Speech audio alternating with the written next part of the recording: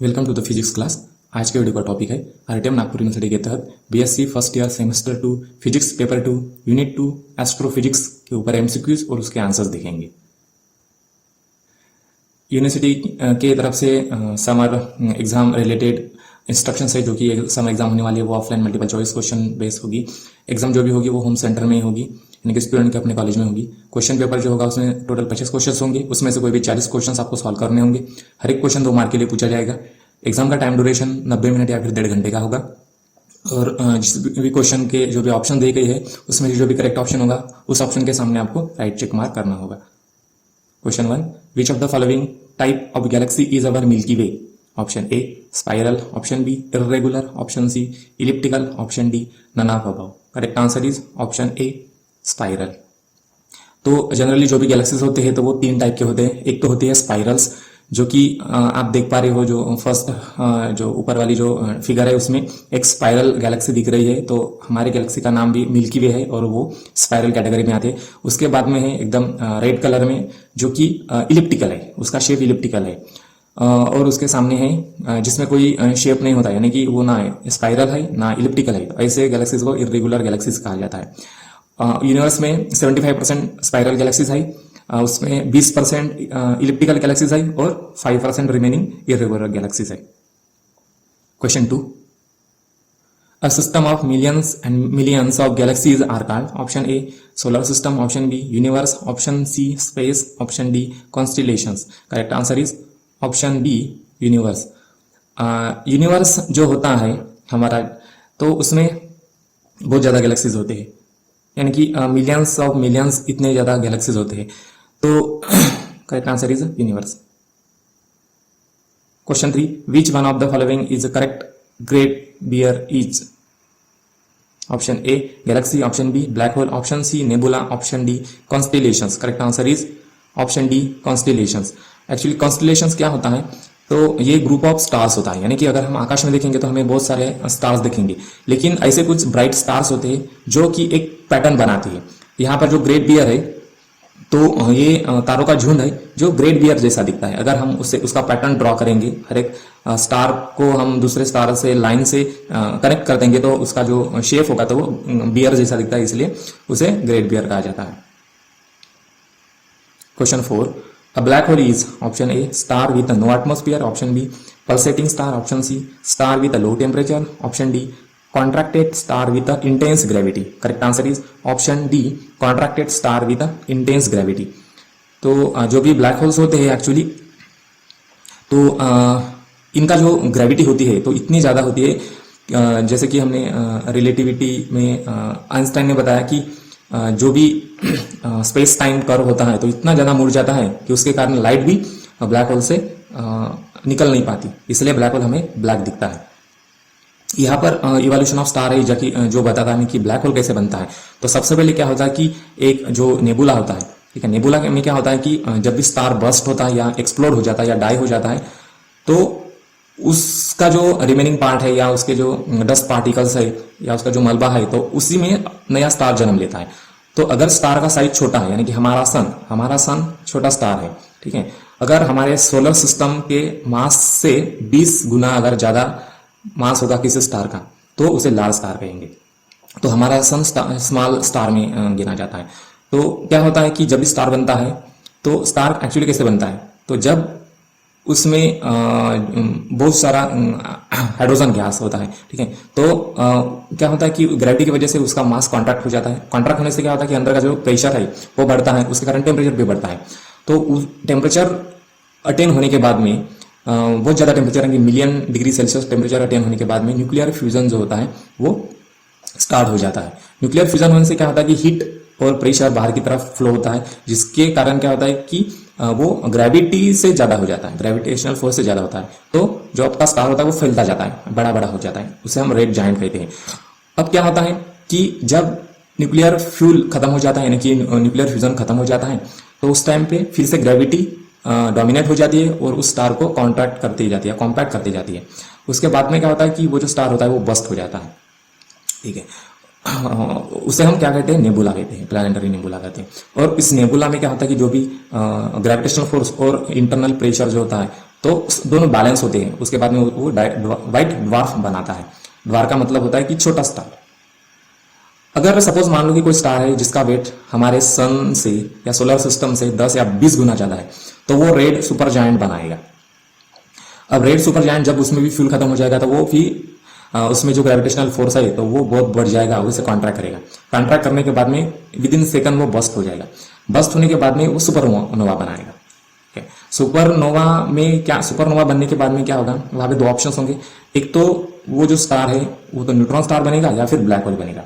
अगर सुपरनोवा बनने के बाद में यानी कि एक्सप्लोड होने के बाद में अगर उसका मास कम है तो वो न्यूट्रॉन स्टार बनेगा, अगर उसका मास बहुत ज्यादा है तो वो ब्लैक होल बनेगा। Question 5, supernova is option A dying star, option B asteroid, option C comet, option D black hole. Correct answer is option A dying star. Actually supernova क्या होता है कि मैंने अभी बताया कि जो अगर किसी स्टार का मास हमारे सोलर सिस्टम से 10 या 20 गुना ज्यादा होगा तो जब वो उसमें न्यूक्लियर फ्यूजन खत्म हो जाएगा तो वो सुपरनोवा में बन जाएगा, यानी कि एक्सप्लोड हो जाएगा बिकॉज ऑफ द ग्रेविटी, तो उसे हम सुपरनोवा कहते हैं। Question 6, big bang theory is known for option A origin of solar system, option B formation of earth, option C origin of constellations, option D formation of universe। Correct answer is option D formation of universe.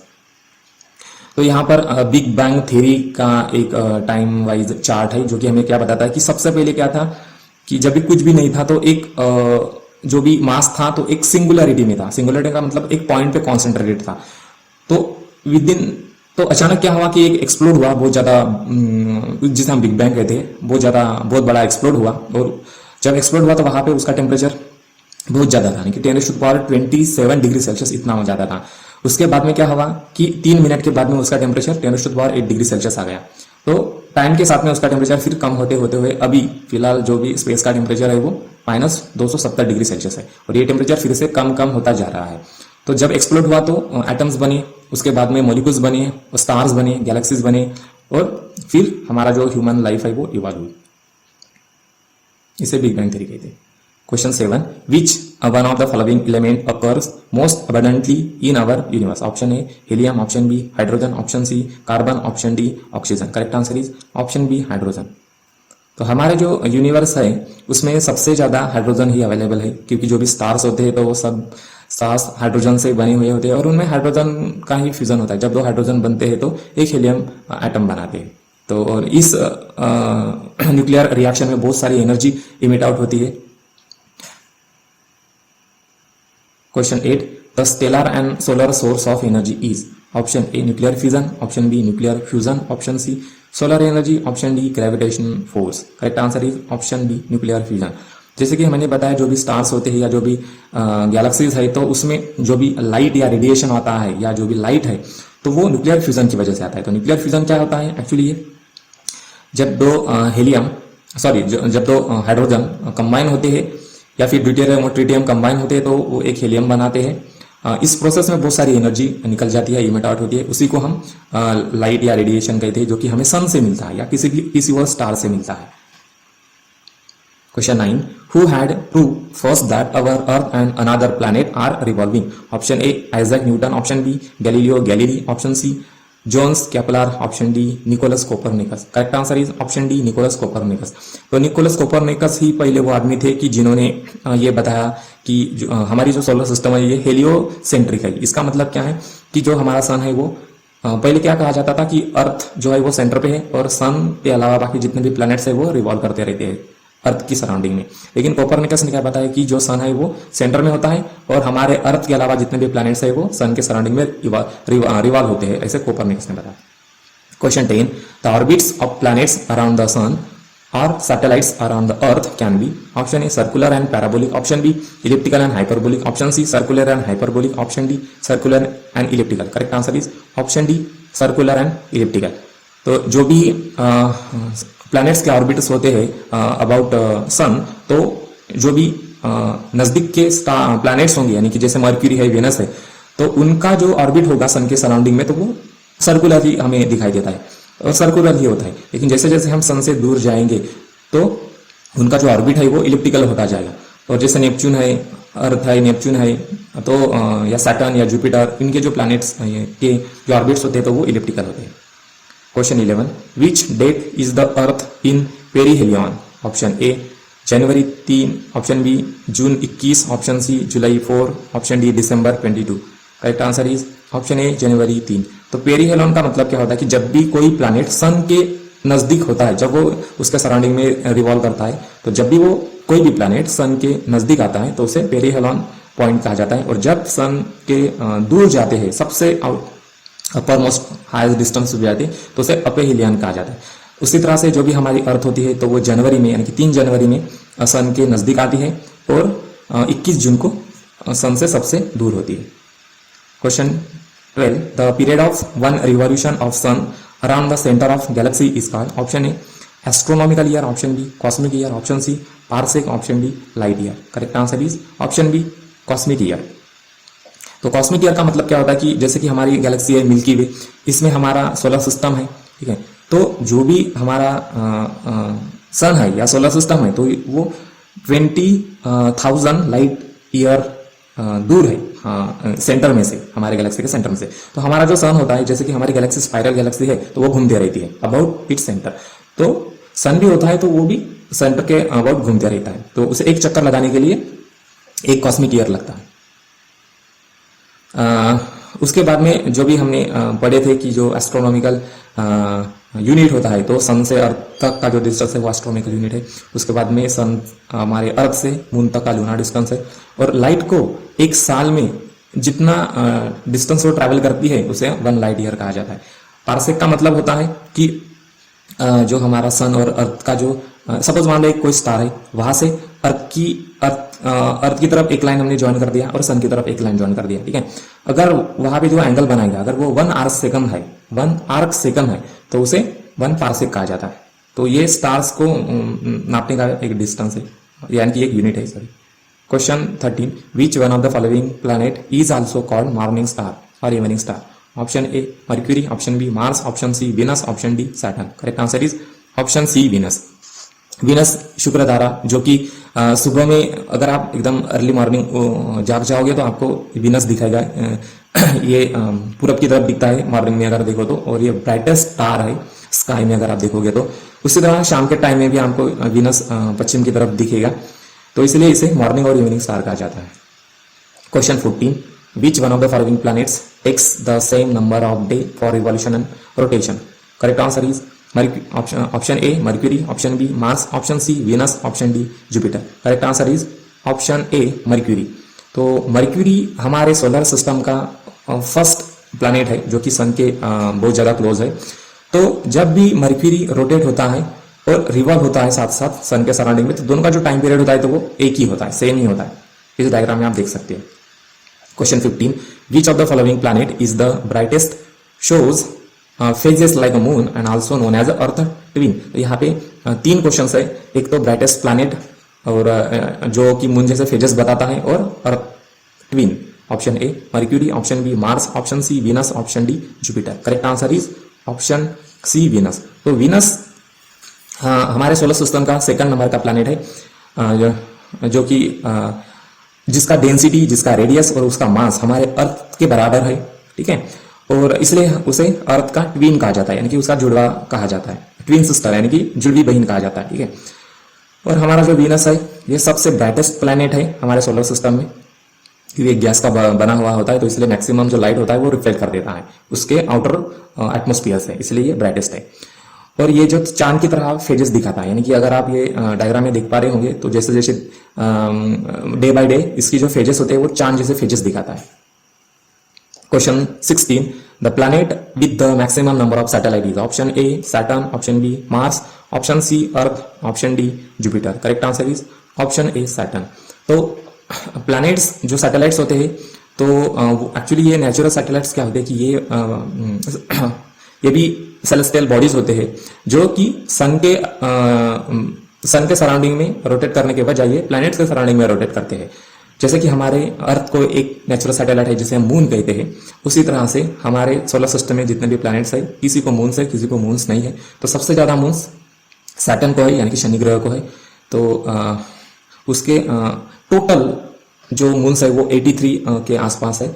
उसमें से जो भी confirm है तो वो 53 up to date, यानी कि 53 है, उतने ही जुपिटर को है 53, लेकिन जो टोटल मून्स है जुपिटर को वो कम है, यानी कि 79 के आसपास है। Question 17, the largest planet of solar system is option A Neptune, option B Uranus, option C Saturn, option D Jupiter. Correct answer is option D Jupiter. तो यहाँ पर आप इस डायग्राम में देख पा रहे हो कि यहाँ पे टोटल सोलर सिस्टम है, जिसमें फर्स्ट प्लैनेट है हमारा मर्क्यूरी, और इसमें और भी प्लैनेट्स आप देख पा रहे होंगे। तो इस डायग्राम से एक कंक्लूजन आ ही गया होगा कि जो भी हमारा जुपिटर है तो वो प्लैनेट में से सबसे ज्यादा लार्जेस्ट प्लैनेट है। सैटर्न और जो हमारा जुपिटर है उनका ये साइज में बराबर ही दिखते होंगे, लेकिन जुपिटर सैटर्न से भी बहुत बड़ा है। Question 18, the planet among the following that shows a ring is option A Neptune, option B Uranus, option C Saturn, option D Jupiter. Correct answer is option A, B, C and D. तो जो भी rings planets के surrounding में हमें दिखते हैं तो ये जनरली डस्ट पार्टिकल, छोटे छोटे पार्टिकल, बड़े बड़े पत्थर से लेकर यानी कि 1 किलोमीटर के डायमीटर वाले पत्थर तक का ये बना हुआ होता है, और ये किसी भी प्लैनेट्स के सराउंडिंग में चक्कर काटते हुए रहते हैं, तो इसे हम रिंग्स कहते हैं। तो यानी कि अगर दूर से देखा तो ये रिंग्स जैसे दिखते हैं। तो यहाँ पर जो जुपिटर है उससे भी रिंग्स है, सैटर्न को रिंग्स है, सैटर्न के रिंग्स होते हैं वो एकदम ज्यादा ही थिक है, इसलिए वो नेकेड आई से भी, यानी कि जो हमारे दूरबीन्स होते हैं, बायनोकुलर्स होते हैं, उससे भी दिखाई देते हैं। और जो नेपच्यून और ये है अपना यूरेनस, उसके जो रिंग्स है तो वो थोड़े से पतले हैं, इसलिए इसे बायनोकुलर से नहीं देखा जा सकता। Question 19, the planets that have no natural satellites are option A Mercury and Venus, option B Earth and Mars, option C Jupiter and Saturn, option D Uranus and Neptune. Correct answer is option A Mercury and Venus. तो Mercury हमारे solar system का first planet है और Venus हमारे solar system का second planet है। ऐसे दो प्लैनेट्स है जिसे कोई भी नेचुरल सैटेलाइट नहीं है। अब question 20, asteroids have their orbits between the planets, option A Mercury and Venus, option B Jupiter and Mars, option C Jupiter and Saturn, option D Uranus and Neptune. Correct answer is option B Jupiter and Mars. तो अगर यहाँ देख पा रहे हो diagram में जो कि सोलर सिस्टम है, इसमें आप देख पा रहे हो कि फर्स्ट प्लैनेट है मर्क्यूरी, उसके बाद में है वीनस, नेक्स्ट थर्ड प्लैनेट है हमारा अर्थ, और फोर्थ प्लैनेट है मार्स। उसके बाद में आपको एक पत्थर वाली एक रिंग दिखा देगी, उसे हम एस्टेरॉइड बेल्ट्स कहते हैं। तो जो एस्टेरॉइड बेल्ट होते हैं उसमें बहुत सारे पत्थर होते हैं, छोटे से पार्टिकल से लेकर बड़े बड़े 1 किलोमीटर के डायमीटर वाले पत्थर तक, इतने बड़े बड़े पत्थर होते हैं। उसके बाद में होता है हमारा जुपिटर, इसलिए जो भी एस्टेरॉइड बेल्ट है वो मार्स और जुपिटर के बीच में होता है। ठीक है, नेक्स्ट प्लैनेट हमारा सैटर्न, उसके बाद में नेपच्यून है, सॉरी यूरेनस है, उसके बाद में नेपच्यून है।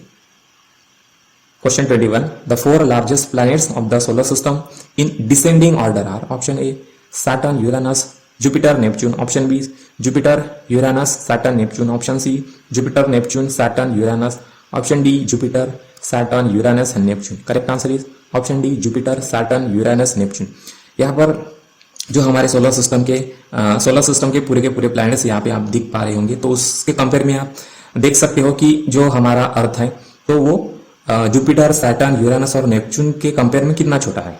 ठीक है, तो सबसे बड़ा प्लैनेट है हमारा जुपिटर, उसके बाद में होता है सैटर्न, उसके बाद में होता है यूरेनस और उसके बाद में है Neptune. Question 22, the exact time taken by the Earth for single rotation on its own axis is option A 24 hours, option B 24 hours and 56 second, option C 23 hours 50 minute and 7.2 second, option D 23 hours 56 minute and 4.09 second. Correct answer is option D 23 hours 56 minute and 4.09 second. तो हमारी जो अर्थ होती है तो axis पे घूमती है, वो टिल्टेड है 23.5 डिग्री सेल्सियस से, ठीक है, थोड़ी सी एक्सिस से, और वो रोटेट होती रहती है। यानी कि हमारा जो दिन है तो वो कितने घंटे का होता है, 23 घंटे 56 मिनट और 4.09 सेकंड का होता है।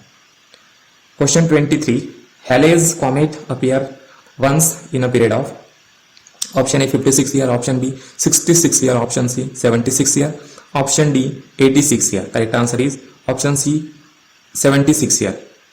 तो जो तो एक्चुअली कॉमेट्स क्या होते हैं कि ये बड़े बड़े पत्थर होते हैं या एस्टेरॉइड्स होते हैं, जिसमें डस्ट, गैस और आइस, ड्राई आइस, ये सब फ्रोजन स्टेट में होते हैं। तो जब ये सन से दूर होते हैं सन से नजदीक आते हैं तो बिकॉज ऑफ द टेम्परेचर ये जो भी गैसेस होते हैं तो ये वेपराइज होने शुरू हो जाते हैं। जो भी फ्रोजन आइस होता है तो वो भी वेपराइज होने शुरू होता है। तो एक पूंछ जैसा हमें एक ब्राइटेस्ट उसकी टेल दिखाई देती है, इसे हम कॉमेट्स कहते हैं। तो जो हैले का कॉमेट्स होता है वो सबसे बड़ा कॉमेट है हमारे सोलर सिस्टम में जो भी आता है, और वो हर 76 ईयर के बाद में आता है। Question 24, comets revolve around option A sun, option B earth, option C Jupiter, option D none. Correct answer is option A sun. तो जो भी कॉमेट्स होते हैं जैसे कि हमने बताया अभी, वो सब भी सन के सराउंडिंग में रिवॉल्व होते हैं। Question 25, the outermost layer of sun is called, option A corona, option B photosphere, option C chromosphere, option D convection zone. Correct answer is option A corona. तो कोरोना एक्चुअली क्या है कि जो भी सन है हमारा, सन का जो आउटर मोस्ट लेयर है इसका टेम्परेचर 20 लाख डिग्री सेल्सियस इतना ज़्यादा हाई टेम्परेचर होता है। तो इसे हम कोरोना कहते हैं। ये कोरोना हमें ऐसे खुली आंखों से या नहीं देख सकते, लेकिन जब भी सोलर इक्लिप्स होते हैं या सूर्य ग्रहण होता है तो उस टाइम पे हम इस कोरोना को देख पा सकते हैं या देख सकते हैं। Question 26, which of the following is indicated by the observation of stars colour, option A weight, option B temperature, option C size, option D distance. Correct answer is option B temperature. तो यहाँ पर एक spectrum है, visible spectrum है। तो actually क्या होता है कि जो भी स्टार्स होते हैं तो उसमें न्यूक्लियर फ्यूजन होता है। न्यूक्लियर फ्यूजन की वजह से जो भी रेडिएशन है वो इमिट आउट करते हैं। जैसे कि हमारे सन से जो भी रेडिएशन आता है in the form of light, ठीक है, तो वो इलेक्ट्रोमैग्नेटिक रेडिएशन ही है। इलेक्ट्रोमैग्नेटिक स्पेक्ट्रम वो दिखाता है जब हम उसे स्पेक्ट्रोग्राफ में देखते हैं। स्पेक्ट्रोग्राफ क्या करता है, एक स्पेक्ट्रम बनाता है, ठीक है। तो उस स्पेक्ट्रम की एक वेवलेंथ होती है, ठीक है। जैसे कि हमारा सन है जो जिससे हमें येलोइश दिखता है, ठीक है।